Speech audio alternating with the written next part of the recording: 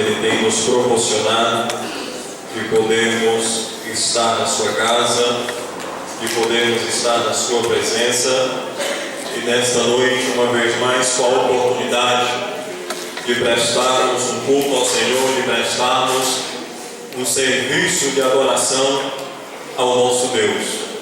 Somos gratos a Deus por mais um mês de vitória ao ciclo de oração, juntamente com toda a igreja, e nesta noite o nosso propósito maior é exaltarmos, adorarmos e bendizermos o nome do Senhor.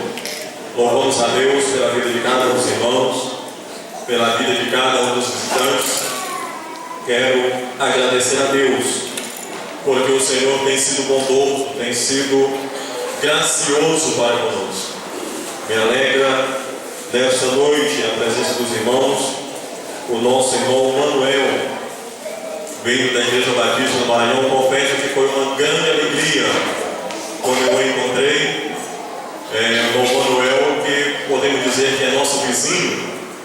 Nós morávamos vizinhos dos seus avós e nós o vimos ali várias vezes juntamente com a sua família, e eu agradeço a Deus pelo que Deus tem feito, e saber que Deus tem alcançado pessoas, tem alcançado famílias, e eu tenho certeza com um propósito especial, porque Deus não faz nada sem propósito, e nós louvamos ao Senhor por isso. Eu gostaria de fazer menção com os irmãos de um verso da palavra do Senhor, no Evangelho segundo escreveu Mateus, capítulo 5, versículo 16, que nos diz: assim resplandeça a vossa luz diante dos homens, para que vejam as vossas boas obras e glorifiquem o vosso Pai que está nos céus. Assim resplandeça a vossa luz diante dos homens, para que vejam as vossas boas obras e glorifiquem o vosso Pai que está nos céus. Amém? Que Deus possa continuar nos abençoando nesta noite e falando aos nossos corações através da sua palavra. O texto que nós lemos é um dos textos aonde o nosso Senhor e Salvador Jesus Cristo, ele faz questão de anunciar aos seus discípulos, de anunciar à multidão que estava à sua volta e revelar-lhe os seus propósitos, revelar-lhe os seus desígnios. Quando nós olhamos esse texto e quando nós olhamos o versículo de número 14 desse mesmo capítulo, o Senhor Jesus diz: vós sois a luz do mundo.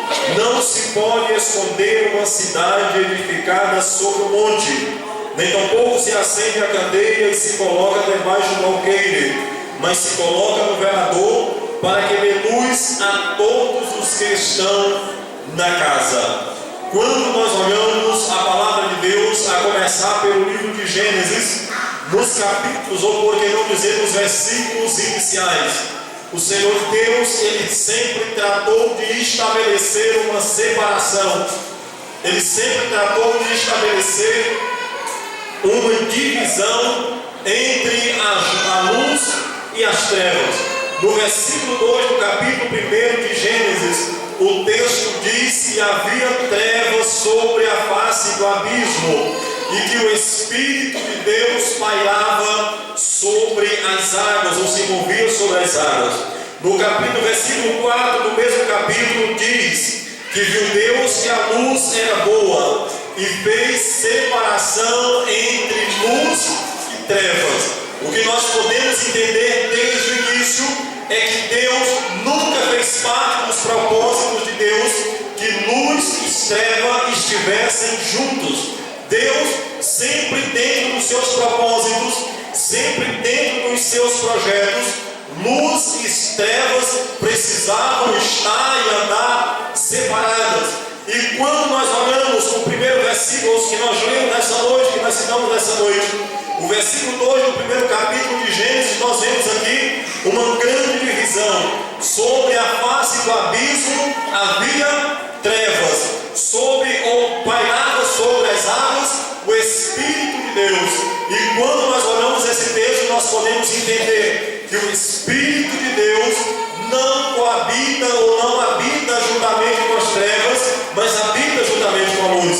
E quando nós olhamos o texto sagrado, a palavra do Senhor, nós vemos que Deus, desde o início, Ele sempre procurou traçar essa diferença. No livro de Êxodo, no capítulo 10, a partir do versículo 21 até o versículo 23, quando Deus intenta tirar o povo de Israel do Egito, o seu povo que estava ali sendo escravizado, o texto diz que Deus manda sobre o Egito 10 pragas. Mas quando Deus manda ali, através de Moisés, a 9ª praga ao Egito, o texto diz que Deus ordena a Moisés que Moisés estendesse as suas mãos aos céus.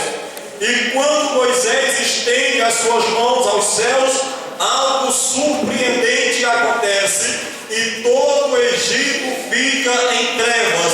E o texto sagrado diz que durante 3 longos dias houve trevas em todo o Egito. Mas quando nós olhamos o versículo de número 23, o texto nos surpreende e nos chama a atenção quando diz que enquanto toda a terra do Egito estava às escuras, o povo de Israel tinha luz, porque o povo de Israel tinha a presença de Deus no meio deles. Luz, presença de Deus.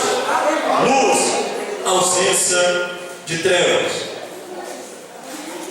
No livro de Jó, no capítulo de número 13, versículo de número 4, quando Jó, agora no auge da sua desgraça, por assim dizer, ou da sua provação, ele amaldiçoou o dia do seu nascimento e diz: converta-se aquele dia em trevas e não resplandeça sobre ele a luz do sol. O sábio, quando escreve o livro de Eclesiastes, no capítulo 12, os 2 primeiros versículos, ele orienta, ele nos adverte: lembra-te do teu Criador nos dias da tua mocidade, antes que venham os maus dias e escureça o sol e as estrelas sobre a sua vida. Claridade, nós precisamos entender sobre este propósito, sobre este projeto de Deus, para o seu povo viver em luz, fora das trevas, distante das trevas. O profeta Isaías, o único profeta a ter ou a ver em visão o dia do Senhor, o nosso Senhor Salvador Jesus Cristo, no capítulo 9, e no versículo de número 2, ele diz da seguinte forma: o povo que estava assentado em trevas viu uma grande luz, e aos que estavam assentados na região e sombra da morte, a luz raiou. Esta luz é Jesus Cristo, que raiou sobre as nossas vidas, que raiou sobre a vida da humanidade. No Evangelho de João, capítulo 8, versículo de número 12, Jesus Cristo diz: eu sou a luz do mundo. Se alguém me segue, não anda em trevas, mas tem a luz da vida. Mas quando nós olhamos este mesmo capítulo, este mesmo livro de João, no capítulo 9, no versículo 5, Jesus Cristo diz: enquanto eu estou no mundo, eu sou a luz do mundo. Nós ouvimos,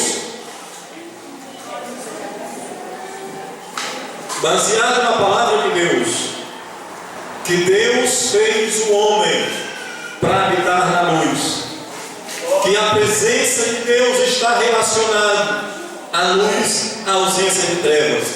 Jesus Cristo se manifesta à humanidade como a luz do mundo. E no versículo 5, no capítulo 9 de João, ele diz: enquanto eu estou no mundo, eu sou a luz do mundo. Mas agora acontece algo inusitado. Jesus Cristo morreu, Jesus Cristo ressuscitou ao 3º dia, e Jesus Cristo agora, depois de alguns dias, ele reúne com os seus discípulos e faz-lhes saber que ele não mais continuaria com eles, que ele não mais andaria com eles, que ele não mais operaria milagres diante deles, mas ele iria subir ao céu. céu. E os discípulos agora se entristecem, porque Jesus Cristo havia dado a eles uma palavra que enquanto Jesus estivesse na terra, que enquanto Jesus estivesse no mundo, ele seria a luz. Mas e agora? Jesus não mais estaria com eles. E em Jesus Cristo, para que os seus discípulos não ficassem entristecidos, para que os seus discípulos não se sentissem desamparados, Jesus Cristo olha para cada um deles e diz: vocês são a luz do mundo. Parece simples, mas isso tem uma grande responsabilidade. Essa mesma palavra que Jesus aplica aos seus discípulos, ela é aplicada a cada um de nós nesta noite que somos a igreja do Senhor.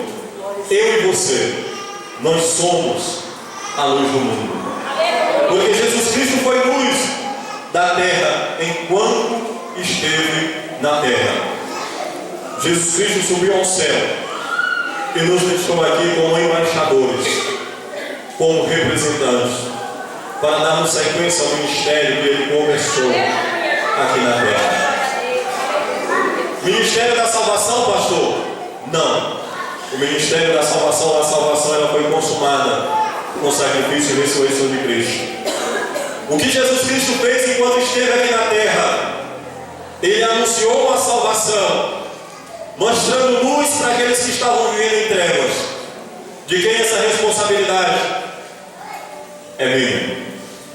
Jesus Cristo, enquanto esteve aqui na terra, Ele curou os enfermos que encontrou durante o caminhado, durante o percurso do seu caminho. De quem é essa responsabilidade? É minha, é sua. Vós sois a luz do mundo. Glória a Deus. Jesus Cristo, enquanto esteve aqui na terra, Ele encontrou com os pecadores, com os desamparados, com aqueles que estavam sem esperança, e ministrou aos seus corações uma palavra de esperança. Jesus Cristo subiu, nós estamos aqui, é responsabilidade nossa. Vós sois a luz do mundo. E nós estamos vivendo dias em que mais do que nunca nós encontramos pessoas que estão vivendo sem esperança. Em que mais do que nunca nós encontramos pessoas que não sabem o que fazer da sua própria vida. Mais do que nunca nós encontramos pessoas que não sabem como resolver as situações nas quais estão envolvidas. Mais do que nunca nós encontramos com pessoas que não sabem o que fazer com as acusações que são lançadas em rosto sobre eles. Mas nesta noite, Jesus Cristo deixa sobre mim e sobre você, sobre nós que somos a igreja do Senhor, a responsabilidade de sermos luz no caminho dessas pessoas que estão perecendo sem Deus, que estão perecendo sem esperança, que estão perecendo sem salvação. Vós sois a luz do mundo. Mas o texto também nos diz que não se pode pegar uma luz e se esconder debaixo do alqueire. A luz tem que ser posta no velador. A luz tem que ser posta em um local onde ela seja visível por todos. A luz tem que ser posta em um local onde todos possam contemplar o seu brilho. E isso é muito bom, mas isso é perigoso. Porque muitas vezes, quando a palavra do Senhor nos diz que nós somos luz, quando a palavra do Senhor que diz que a nossa luz precisa resplandecer diante dos homens, nós nos confundimos e nós esquecemos que fomos chamados para ser igreja e pensamos que fomos chamados para ser estrelas. Mas há uma diferença entre ser estrela e ser igreja. A luz precisa ser vista. Mas uma vez que a luz precisa ser vista, nós precisamos ter cuidado sobre a forma como nós nos apresentamos diante do Senhor, sobre a forma como nós nos apresentamos diante da sociedade que nós fazemos parte, sobre a forma que nós nos apresentamos diante da família que nós estamos inseridos. E o sábio no livro de Eclesiastes no capítulo 9 e no versículo de número 8, ele nos diz de forma bem sucinta que em todo tempo sejam alvas as tuas vestes. Em todo tempo sejam alvas as tuas vestes, e nunca falte o óleo sobre a tua cabeça. Vestes limpas, vestes alvas, óleo sobre a cabeça. Nós precisamos entender da responsabilidade, que nós precisamos resplandecer a luz que temos diante dos homens. Com qual propósito? Para que nós sejamos elogiados? Não, para que vejam as vossas boas obras e glorifiquem o vosso Pai que está nos céus. Para que vejam as vossas boas obras e glorifiquem ao vosso Pai que está nos céus. Igreja do Senhor, pesa sobre os nossos ombros uma grande responsabilidade. Somos luz do mundo. E nesta noite, diante desta verdade, eu gostaria que você refletisse comigo sobre algumas perguntas. Como está a nossa família? Está em luz ou está em trevas? Como está o seu local de trabalho? Está em luz ou está em trevas? Como anda a vida dos seus amigos? Está em luz ou está em trevas? Como anda a vida da nossa comunidade? Está em luz ou anda em trevas? De quem é a responsabilidade? Eu sou luz. Eu preciso estar no velador. Eu preciso fornecer luz a todos aqueles que estão à minha volta. Eu preciso fornecer luz a todos aqueles que estão à minha volta. Enquanto eu meditava sobre esse texto, sobre a responsabilidade de sermos luz, sobre a responsabilidade de iluminarmos aqueles que estão à nossa volta, eu perguntava para Deus, eu conversava com Deus, por que muitas vezes há uma confusão entre o que é ser igreja e o que é ser estrela? Se ambos têm luz, se ambos estão em evidência, se ambos servem para conduzir e para orientar. E o Senhor Deus ministrava ao meu coração uma palavra através desse texto sobre algumas diferenças entre estrelas e a igreja.